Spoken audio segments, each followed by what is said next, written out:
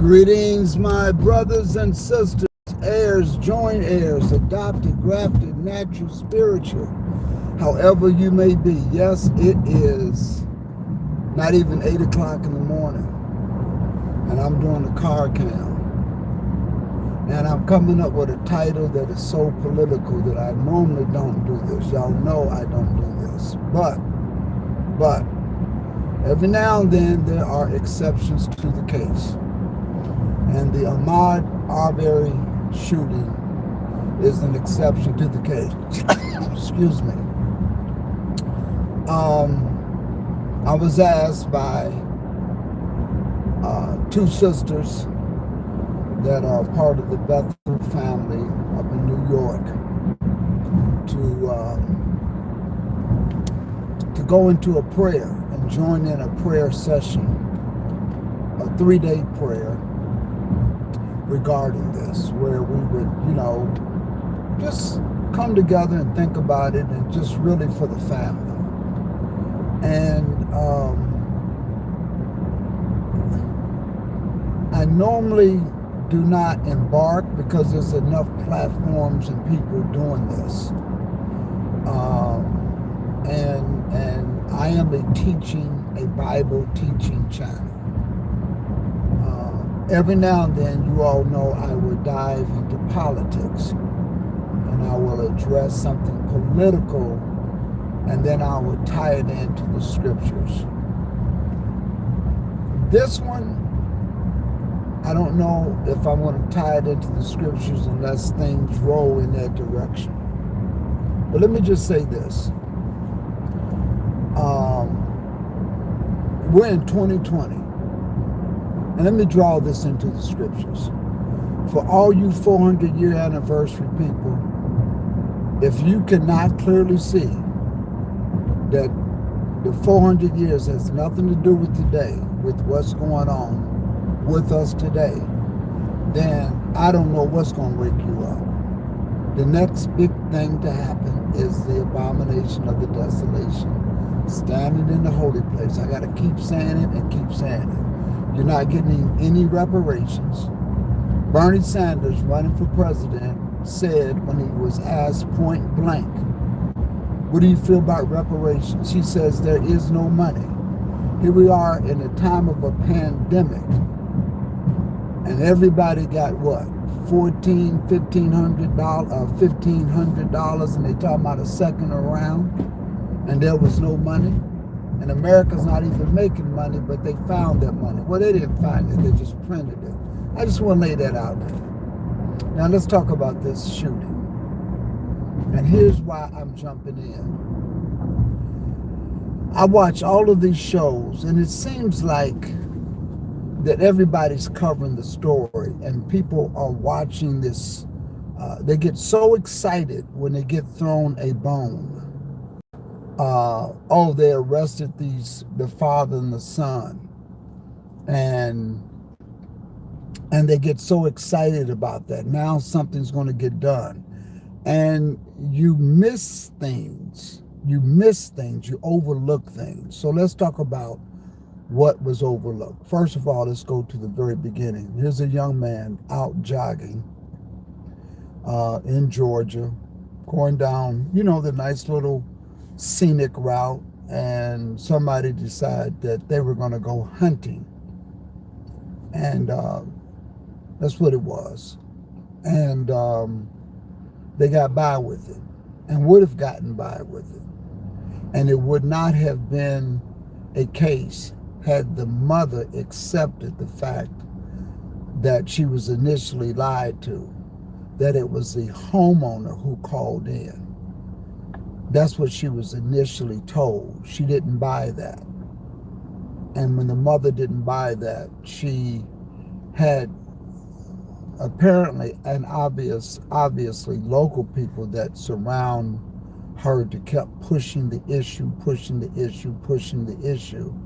until even when a video surfaces, nobody did anything about it. When you're told that this is who called in with the intent that the mother would would look at this as if she was to question the character of her son, no matter what his past or shortcomings were. On this particular day, he was doing nothing but running, taking a jog.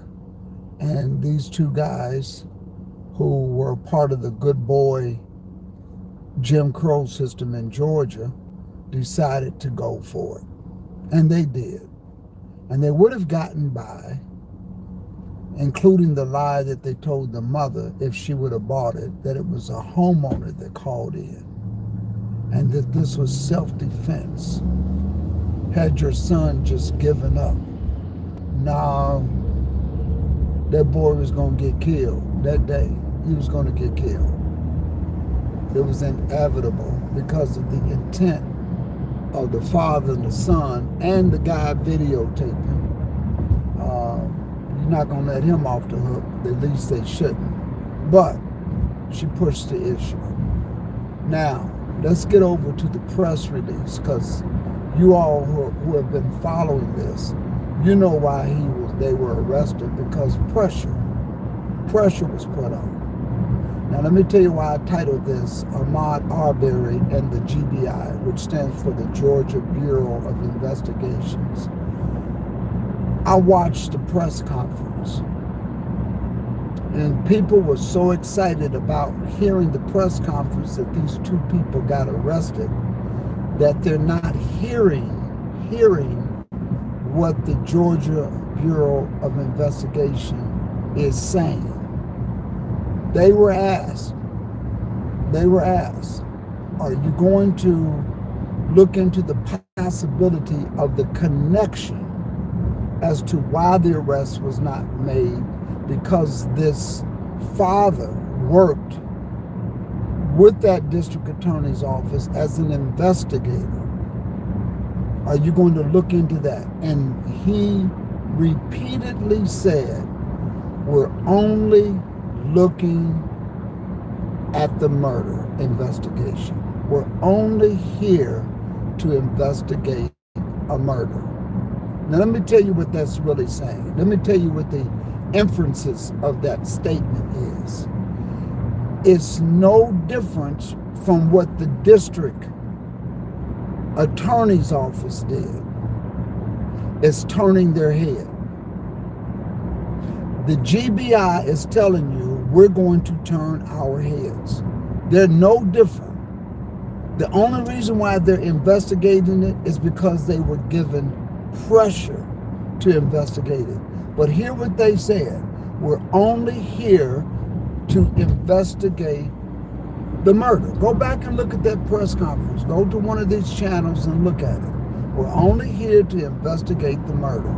Let me tell you what I hear them saying. Let me tell you what they're saying. And they're blatantly saying it. When they were asked by the reporters, are you going to look into the possibilities of what the district office and the way that they handle this? And they repeatedly said, we're only looking at the murder investigation. So in essence, if there was a cover-up, they're not touching it. If it was wrongdoing, cronyism, blatant coverage of evidence, they're not there to investigate that. In fact, they're not going to even touch it. In fact, they're letting you know subliminally they're going to turn their heads when they come across other information that they should have done. That's what they're going to do. They're not going to touch it. They basically are only there to investigate the murder. That's it.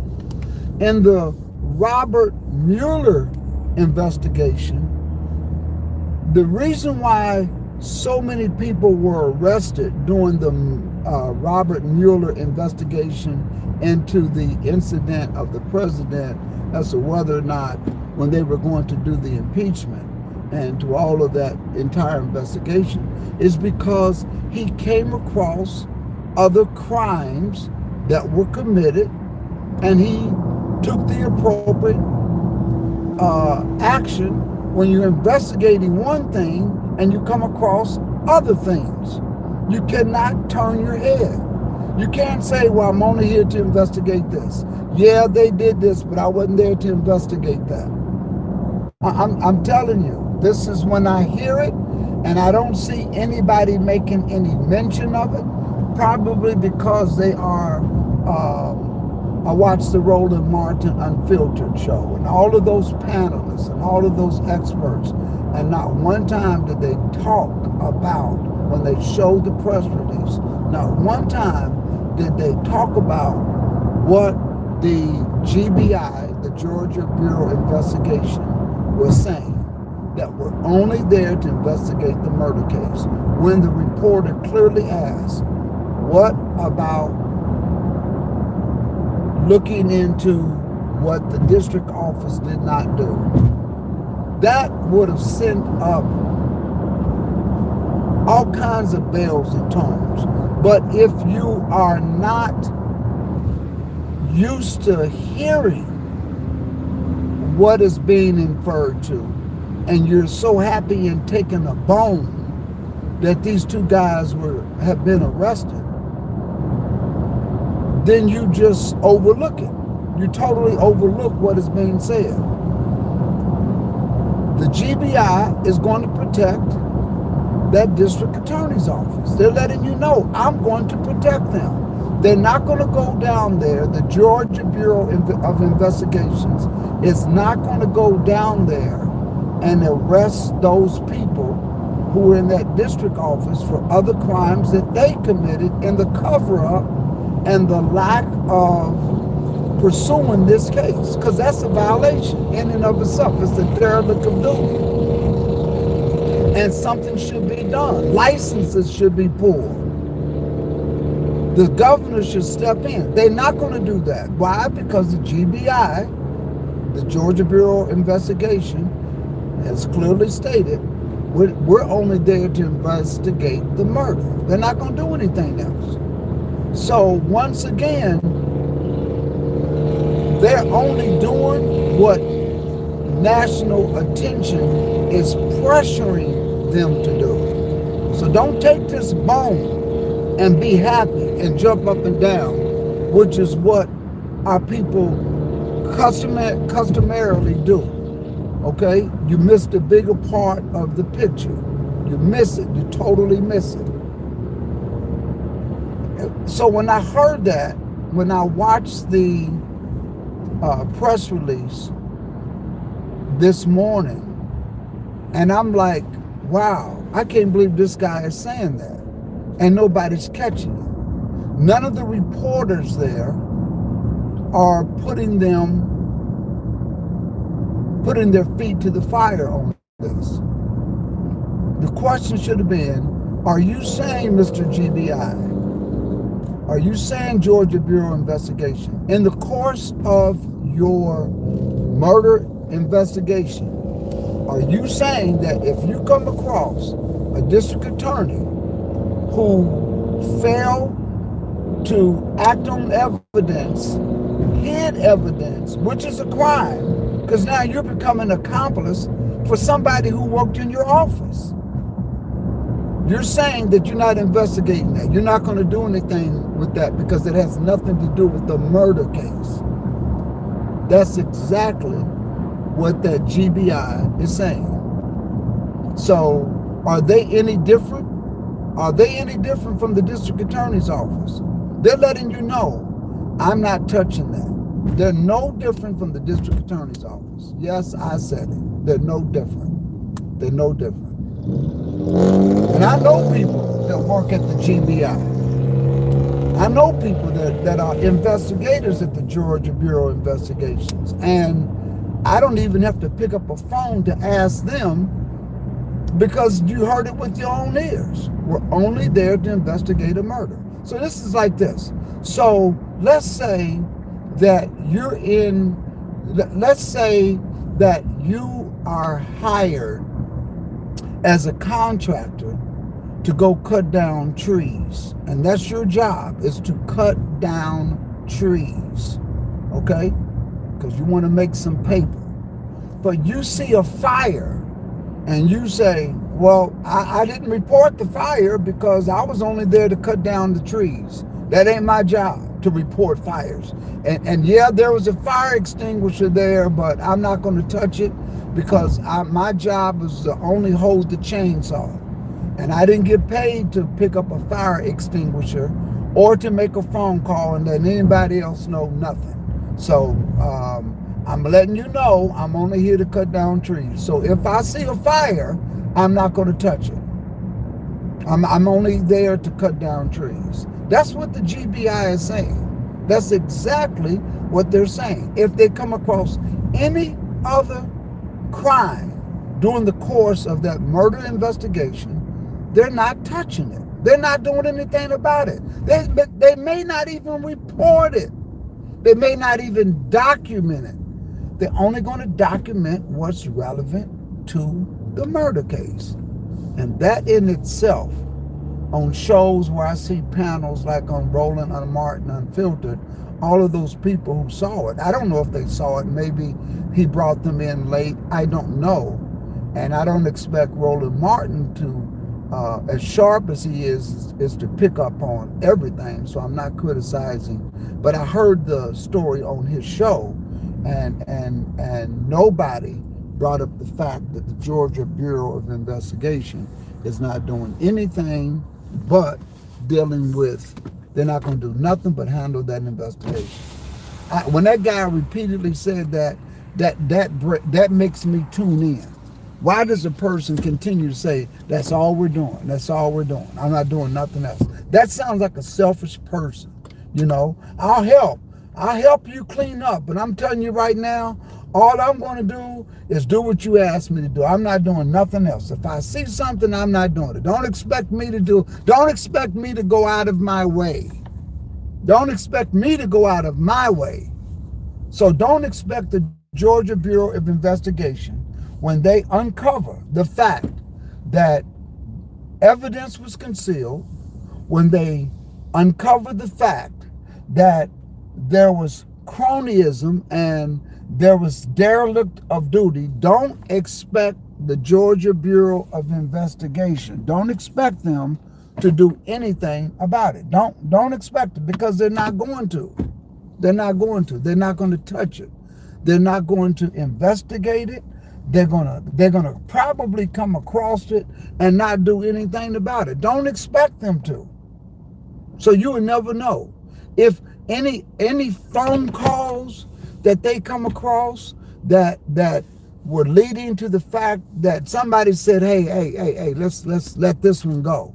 They're not going to do anything about it. Any conspiracy, any perjury that they come across in the course of this investigation, of this murder investigation, they're only going to deal with the father and the son. So in other words, what they're saying is, in the good old boy system in Georgia, all right, okay, there's a whole network of us, but we will sacrifice the father and the son. But we're not taking everybody down. That's exactly what they're saying.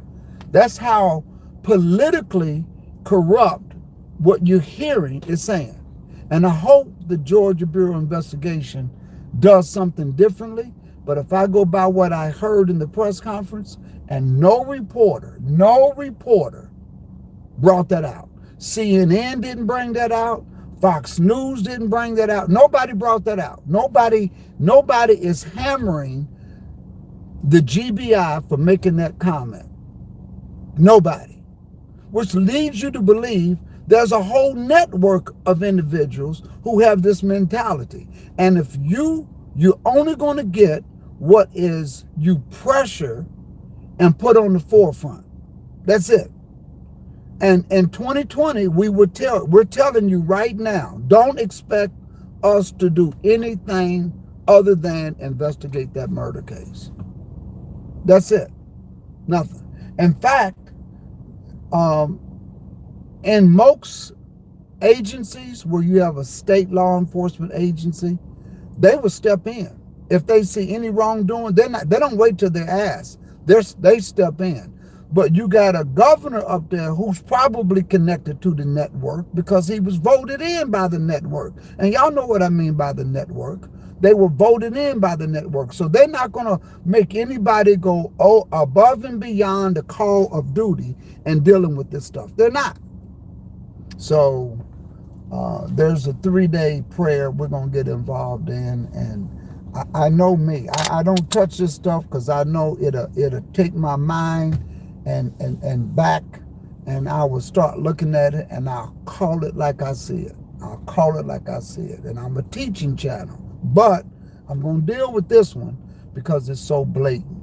And it's so blatant that everybody needs to wake up. When you talk about it's the 400-year anniversary and we coming out and we getting reparations and it's America. Let me tell you something. Wake up, people. Wake up. Wake up. Israel, wake up. Please wake up. Please wake up. I tell you, and it's sad. So, Ahmaud Arbery, everybody's saying, well, justice is finally coming. No, there's no justice in this case. Number one, you got some people that's going to be arrested. And if that video tape, if there's more to it, Georgia Bureau of Investigations is letting you know, no matter how many hands that video went through, and they did nothing but signed off on it, which is a crime. It's a crime to withhold evidence in any criminal case. It's perjury when you saying that this is all we have and you know that there was more. It's perjury. And they're not going to do anything about it because they're only investigating a murder case. Go back and look at the news conference.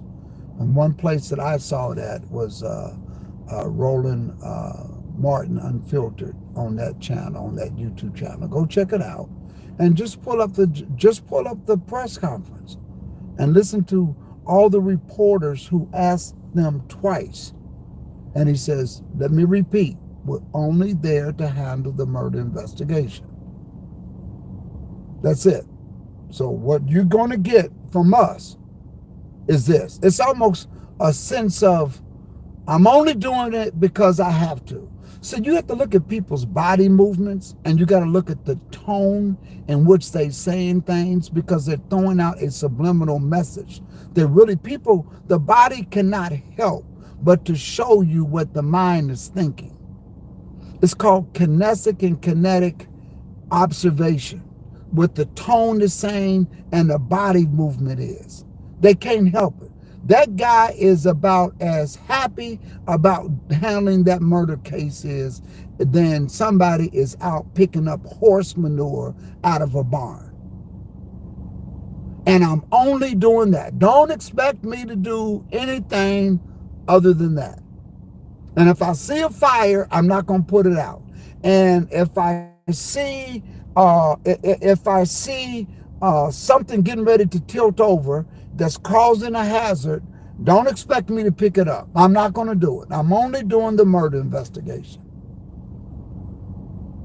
That's what that press conference said.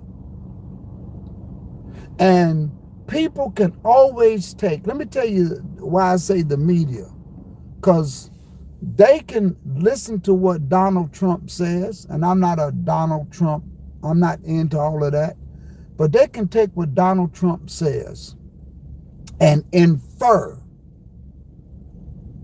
what he did not say based upon a statement that he made, and play it and politicize it all day long. And you mean to tell me nobody is picking up what this Georgia Bureau investigation stated in their press conference? We're only investigating the murder. That, people, is not a bone. That is a slap in the face. That's letting you know that we will be no different from this district attorney's office.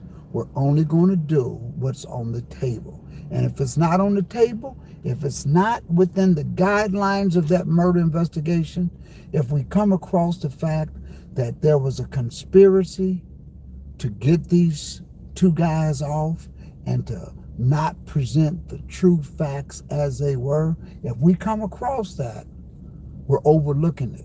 We're going in because it has nothing to do with the murder investigation. Sister Yanasha says prayer changes things. Well, let me just say this, Sister Yanasha. Prophecy in the Bible is inevitable. You can pray and you're not going to change that prophecy. And the prophecy said to Israel,